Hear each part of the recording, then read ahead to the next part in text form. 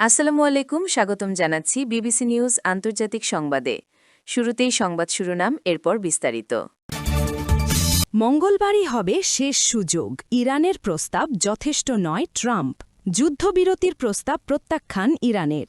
কতদিন চলবে যুদ্ধ, জানালো ইরানের সেনাবাহিনী। ৩ বিমানবন্দর সহ ইরান জুড়ে ব্যাপক হামলা ইসরায়েলের। দর্শক, এতক্ষণ শুনছিলেন সংবাদ শিরোনাম। এখন বিস্তারিত। আপনি যদি ইসরায়েলের ধ্বংস চান এবং মুসলিমদের পাশে থাকেন, তাহলে ভিডিওতে লাইক করে চ্যানেলটি অবশ্যই সাবস্ক্রাইব করে দিবেন এবং আপনার মূল্যবান মতামত অবশ্যই কমেন্টে লিখে জানিয়ে দিবেন। এখন বিস্তারিত। মঙ্গলবারই হবে শেষ সুযোগ, ইরানের প্রস্তাব যথেষ্ট নয় ট্রাম্প।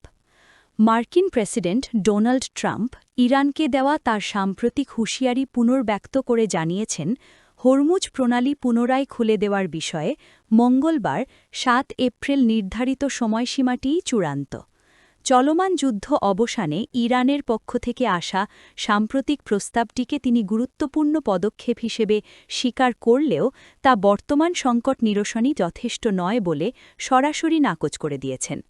এর আগে প্রেসিডেন্ট ট্রাম্প ইরানের প্রতি তার দাবিগুলো মেনে নেওয়ার জন্য একাধিকবার সময়সীমা নির্ধারণ করেছিলেন এবং পরবর্তীতে তা পিছিয়ে দিয়েছিলেন। তবে এবার তিনি কঠোর অবস্থানে থেকে জানিয়েছেন, মঙ্গলবারই হবে শেষ সুযোগ। হোয়াইট হাউসে দেওয়া এক বক্তব্যে ট্রাম্প বলেন, ইরান একটি প্রস্তাব দিয়েছে যা বেশ তাৎপর্যপূর্ণ, কিন্তু তা এখনও কাঙ্ক্ষিত পর্যায়ে পৌঁছতে পারেনি। তিনি আরও উল্লেখ করেন, ইরান যদি প্রয়োজনীয় পদক্ষেপগুলো গ্রহণ করে তবে এই যুদ্ধের সমাপ্তি খুব দ্রুত হওয়া সম্ভব। তেহরান বর্তমানে কী করতে হবে তা স্পষ্ট জানে বলে মন্তব্য করেন তিনি। তবে আলোচনার বিষয়ে ট্রাম্প ইতিবাচক সুর টেনে বলেন, ইরান এখনও পর্যন্ত যথেষ্ট আন্তরিকতার সাথেই আলোচনা চালিয়ে যাচ্ছে বলে তিনি বিশ্বাস করেন। মূলত হরমুজ প্রণালীর অচলাবস্থা নিরসন এবং দীর্ঘস্থায়ী শান্তি প্রতিষ্ঠার লক্ষ্যেই এখন বিশ্ববাসীর নজর মঙ্গলবারের এই চূড়ান্ত সময়সীমার দিকে। যুদ্ধবিরতির প্রস্তাব প্রত্যাখ্যান ইরানের। ইরানের সঙ্গে যুক্তরাষ্ট্র ও ইসরায়েলের চলমান যুদ্ধের মধ্যে যুদ্ধবিরতির প্রস্তাব প্রত্যাখ্যান করেছে ইরান। দেশটির আধা সরকারি গণমাধ্যম ইরনার খবরে এই তথ্য জানানো হয়েছে। ইরনার খবরে বলা হয়েছে, তেহরান যুদ্ধবিরতির প্রস্তাব প্রত্যাখ্যান করে তা মধ্যস্থতাকারী দেশ পাকিস্তানের কাছে এরই মধ্যে পাঠিয়েছে। প্রস্তাব প্রত্যাখ্যান করে তেহরান জানিয়েছে, সাময়িকভাবে নয়, স্থায়ীভাবে যুদ্ধ বন্ধ না হলে এই সমস্যার কোনো সমাধান হবে না। এই সময় দেশটি স্থায়ীভাবে যুদ্ধ বন্ধের উপর জোর দেয় বলেও ইরনার খবরে বলা হয়েছে। এই যুদ্ধবিরতি আলোচনার মধ্যেই ইরানে যুক্তরাষ্ট্র ও ইসরায়েলের হামলা অব্যাহত রয়েছে। এর পাল্টা জবাবও দিচ্ছে ইরান।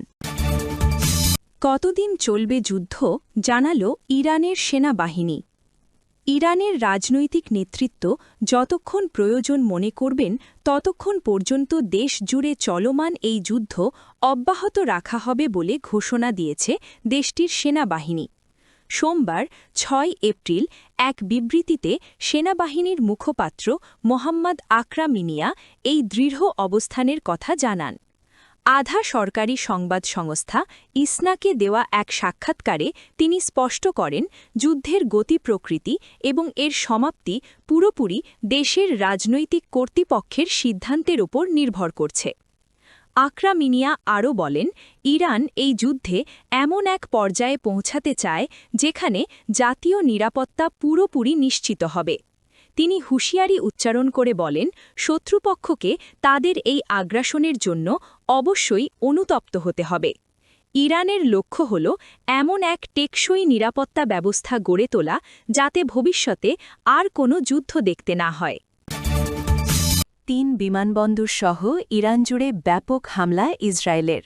ইরান ও ইসরায়েলের মধ্যে চলমান সংঘাত এক চরম উত্তেজনাকর পর্যায়ে পৌঁছেছে। ইসরায়েলি প্রতিরক্ষা বাহিনী আইডিএফ তাদের সাম্প্রতিক এক বিবৃতিতে নিশ্চিত করেছে, গতরাত থেকে আজ ভোর পর্যন্ত তারা তেহরান সহ ইরান জুড়ে বিশাল পরিসরে বিমান হামলা চালিয়েছে। এই অভিযানে দেশটির সামরিক অবকাঠামোকে মূল লক্ষ্যবস্তু করা হয়েছে বলে দাবি করেছে ইসরায়েল। ইসরায়েলি সামরিক বাহিনীর বরাতে জানা যায়, রাতের এই আকাশপথে চালানো অভিযানে ইরানের ৩টি গুরুত্বপূর্ণ বিমানবন্দরকে লক্ষ্য করে করে নিখুঁত আঘাত হানা হয়েছে। এই বিমানবন্দরগুলো হল রাজধানী তেহরানের মেহেরাবাদ বিমানবন্দর, বাহরাম বিমানবন্দর এবং আজমাইশ বিমানবন্দর। ইসরায়েলের দাবি, এসব স্থাপনা ইরানের সামরিক কার্যক্রম এবং রসদ সরবরাহের কাজে ব্যবহৃত হচ্ছিল। তেহরানের বাসিন্দারা রাতভর বিকট বিস্ফোরণের শব্দ শোনার কথা জানিয়েছেন এবং শহরের আকাশ জুড়ে বিমান বিধ্বংসী কামানের গোলাবর্ষণের দৃশ্যও দেখা গেছে। ইসরায়েলি সামরিক মুখপাত্র জানিয়েছেন, এটি তাদের দীর্ঘমেয়াদী পরিকল্পনার অংশ এবং ইরানের যে কোনো উস্কানিমূলক পদক্ষেপের বিরুদ্ধে তাদের এই অভিযান অব্যাহত থাকবে। অন্যদিকে ইরানের পক্ষ থেকে ক্ষতির পরিমাণ এখনও বিস্তারিত জানানো না হলেও এই হামলাকে তাদের সার্বভৌমত্বের ওপর সরাসরি আঘাত হিসেবে দেখছে তেহরান। বিমানবন্দরগুলোতে হামলার ফলে দেশটির অভ্যন্তরীণ ও আন্তর্জাতিক বিমান চলাচল ব্যবস্থা বড় ধরনের বিঘ্নের মুখে পড়েছে।